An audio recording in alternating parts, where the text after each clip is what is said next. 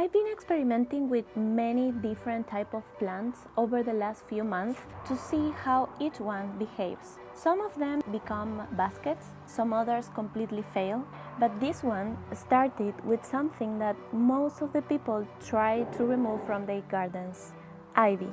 I wanted to know if it could actually become a basket. Hola, bebé churri linda. So today I'm working with it. What we are doing here is removing the leaves from the ivy so we can use the stems for weaving. We strip all the leaves off, leaving only the vine, which is the part we actually need. Ivy is something you can find almost anywhere. It grows in many climates and environments. It's a very accessible material, and at the same time is also quite invasive. So in a way, working with it becomes a form of balance. We can actually use it in our favor, because when it grows too much, it starts taking over other plants and trees. So pruning it and using it can also help the surrounding garden breathe again. Once we remove all the leaves, we start separating the vines by thickness. The thicker ones go to one side, the thinner ones to another. And like with many natural materials, we can use it fresh or let it dry. Today, I want to work with this fresh, so I will start right away. Once everything is sorted, we begin with the thicker pieces to build the base, and then we continue weaving as we go. To start the base of the basket, we need 4 horizontal strips and 4 vertical ones. We form a kind of cross structure. Here you can see it, everything is placed at roughly the same height, and honestly, it doesn't need to be perfect. Once we have 4 and 4, we take one of the thinner vines, ideally a long one, to work without interruptions. From here, you will notice it starts behaving like a cord. We make a loop and we begin weaving through the structure.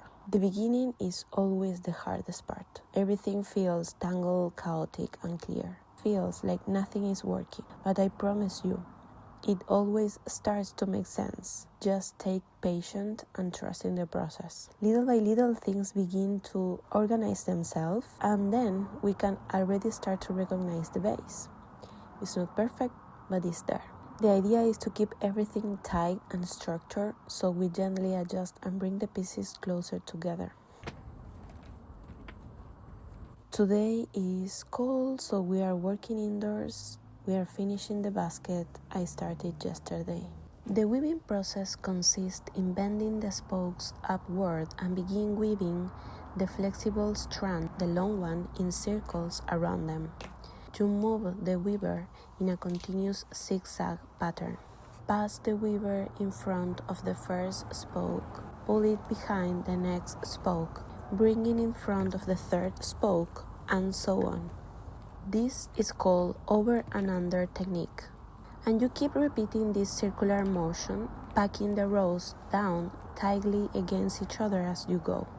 As the weaver or the cord runs out, you simply join a new piece of plant material in the place where you finished the other one and continue the pattern, weaving round and round, building the walls of the basket until it reaches your desired height and size.